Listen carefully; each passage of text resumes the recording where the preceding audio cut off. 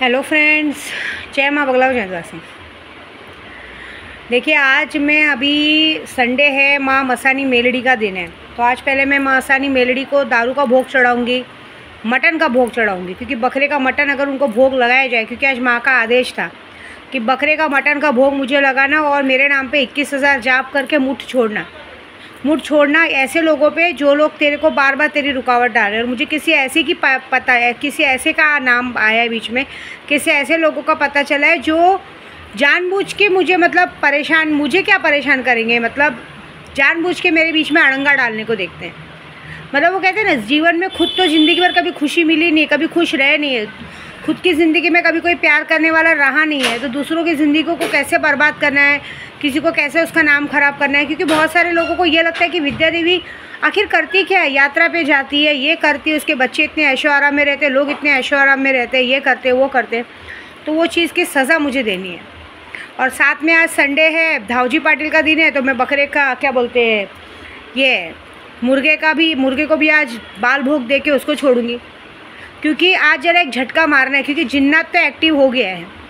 जिन्नात ने कल जिसको झटका दिया वो अच्छा है कि एक बार झटका दिया, लेकिन ये झटका भी बहुत ज़रूरी था।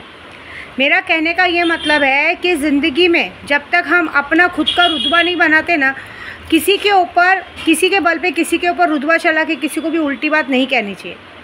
यहाँ पे बहुत सारे लोग ऐसे होते हैं जो मुझे बार बार मेरे रास्ते में आने को देखते, मेरे पूजा पाठ के रास्ते में आने को देखते, उससे मुझे कोई फ़र्क नहीं पड़ता, क्योंकि शक्तियाँ जब आपकी तरफ फेरा मारेंगी तो बहुत बड़ा हो जाएगा। मुझे इतना तो आज समझ में आ गया है कि ज़िंदगी में आप खुद खुश नहीं रह सकते, इसलिए दूसरों को भी खुश नहीं देखना चाहते, ये मैं समझ गई। अभी आप सोचिए ना, कभी इंसान अभी कितने लोग मुझसे बोलते हैं कि मुझे पति के लिए पूजा कराना है, मेरा पति दूसरी औरत का। पहले एक लॉजिक बताओ, तुम्हारा पति दूसरी औरत के पास क्यों जाता है, मुझे उसका लॉजिक बताओ। तुमने ऐसी क्या गलती की कि तुम्हारा पति दूसरी औरत के पास जाता है? क्यों? क्योंकि तुम्हें अपने पति पे पूरा ध्यान ही नहीं है ना।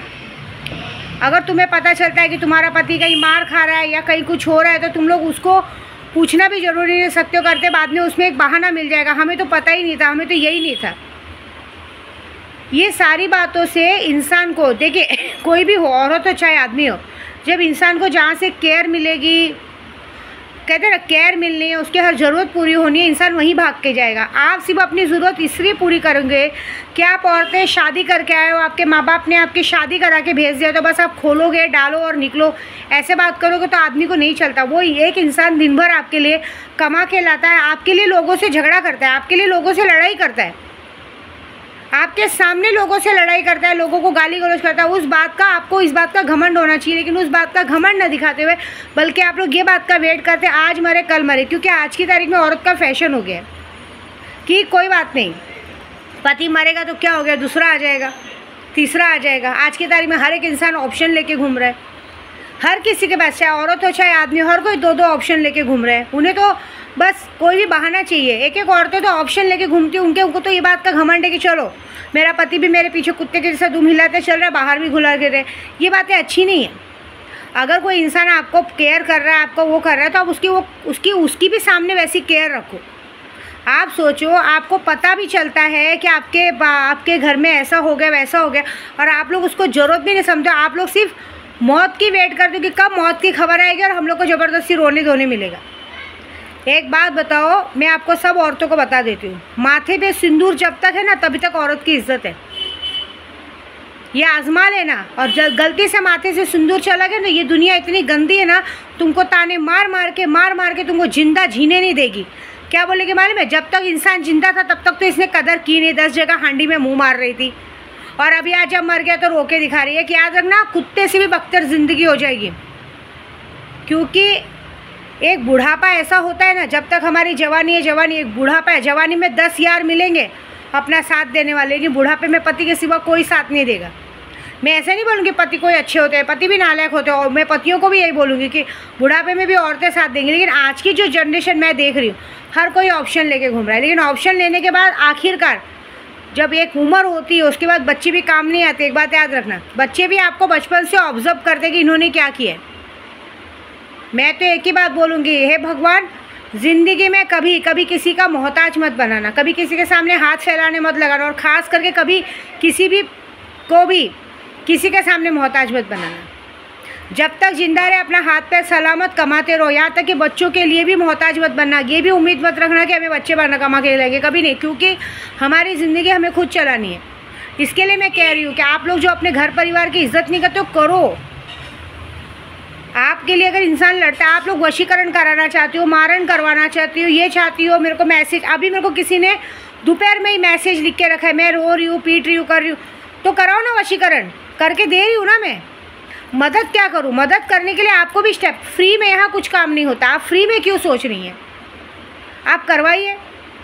अभी आप देखिए, मेरे घर के बाहर जानबूझ के, मतलब ज़बरदस्ती उंगली करने के लिए लोग मेरे घर के बाहर खिड़की के पास घूमते रहेंगे, मतलब कबर में पैर लटक रहा है तो भी घूमते रहेंगे, ज़बरदस्ती घर के अंदर ध्यान रखेंगे क्या हो रहा है क्या नहीं हो रहा। और एक बात का डर नहीं लगता है कि मैं विद्या देवी हूँ, मैं ऐसा कुछ करूँगी कि ज़िंदगी में फिर कुछ बचेगा ही नहीं। लेकिन क्या है ना, पागलों के पीछे बोल के मतलब नहीं है।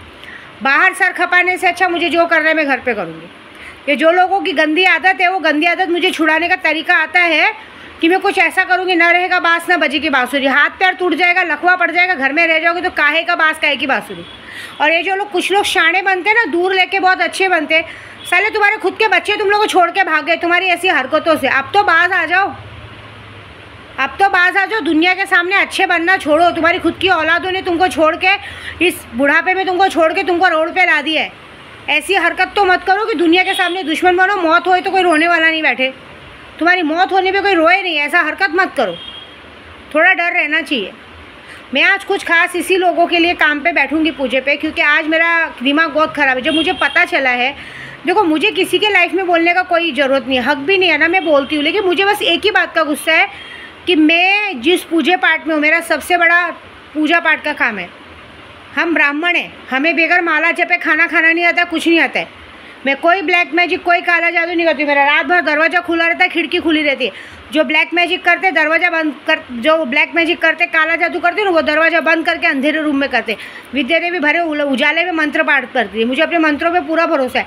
मुझे मेरे मंत्रों पे इतना भरोसा है ना कि मैं आपको खड़े खड़े पागल बना सकती हूँ, खड़े खड़े आपकी साड़ी उतार के आपको नंगा घुमा सकती हूँ। याद रखना, कुछ तो मैं ऐसी शक्तियाँ भेजूँगी कि आप नंगे होके घूमेंगे, पागल होके घूमेंगे, ज़बरदस्ती करेंगे, पता भी नहीं चलेगा।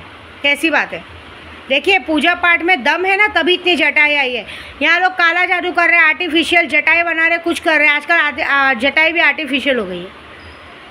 वैसा नहीं, मेरे लंबे लंबे जटाएँ नहीं, मेरे अम्बोडा टाइप जटा बना है, जो असली जटा होता है, महाकाल का रूप है। मेरे नाद में मत लगो तो ही अच्छा है। कहीं ऐसा नहीं हो कि तुम लोग जिसके लिए हरकत कर रहे हो तुम्हारे लिए वही कारण ना बचे। में से बहुत सारी औरतें बोलती हैं, माँ मेरे पति का वशीकरण कर दो, ये कर दो, फलाना। अरे तुम्हारा पति को तुम टाइम पे खाना बना के नहीं दे रही हो, मर गया कि जी रहे हो वो नहीं पूछ रहे हो। तुमको पता चला तुम्हारा पति कहीं, किसी ने उस पर हाथ उठा दिया, तुम्हें पुलिस स्टेशन जाने का दम नहीं है। तुम्हारा पति कहीं गटर में गिरा पड़ा है, मर रहा है, बेहोश पड़ा है, तुम्हें वो तक टेंशन नहीं। तुम्हें ये टेंशन है कि सामने वाला चिल्लाएगा। जहाँ प्यार होता है ना, वहाँ टेंशन नहीं होती, वहाँ केयर होती। बस मुझे देखना है क्या है, क्या फ़र्क पड़ता है। अरे इंसान मर रहा है, अगर कोई बताया भी, अरे देखो तुम्हारा पति वहाँ गिर गया, बेहोश हो गया, अरे जाने दो, ऐसे बोलते हो तुम लोग। और बाद में दूसरे दिन एकदम सीधे बन के, मतलब गिरगिट भी तुम्हारे से अच्छा है, तुम लोग तो गिरगिट भी हो, और सामने ऐसे दिखाओगे हमें कुछ पता ही नहीं था। अच्छा ऐसा हुआ था क्या, हमको पता नहीं था। कोई बात नहीं, अभी मैं जो वार की हूँ ना, जब तुम्हारे घर पे वो सारी चीज़ें होंगी ना, मैंने इस बार एक ही कसम खाई है, इस बार कामाख्या से आते आते तुम्हारा असली चेहरा तुम्हारे परिवार के सामने आएगा। तुम लोगों का असली चेहरा तुम्हारे परिवार के सामने आना है कि तुम लोग जिस तरह से भोलेपन का, अच्छेपन का जो नाटक करते हो, वो नाटक दुनिया के सामने पोल खुलेगा। और जो इस काम में तुम्हारा गंदगी में साथ देता है ना, उसका तो वो हाल होगा ना कि देख लेना, भीख मांगन रोटी ना मिले, एक एक रोटी के लिए तरस जाएंगे। बस एक ही बात याद रखती हूँ, मैं तो एक ही बात जानती हूँ, माथे पे जब तक ये बिंदी चमक रही है ना, तभी तक हमारा वर्चस्व है, तभी हमारा शौक श्रृंगार है, नहीं तो कुछ भी नहीं है। लेकिन आज की तारीख में जो औरतें हो गई है वो फालतू हो गई है, उनको दो दो ऑप्शन चाहिए। और विद्या देवी से लड़ो, जितनी नज़र मुझ पे रखनी रखो, मेरे शैतान तुम पे नज़र रखे, और मेरा शैतान जो तुम्हारे साथ करेगा बहुत गंदा करेगा। वेट करो बस, ठीक है। जय माता दी।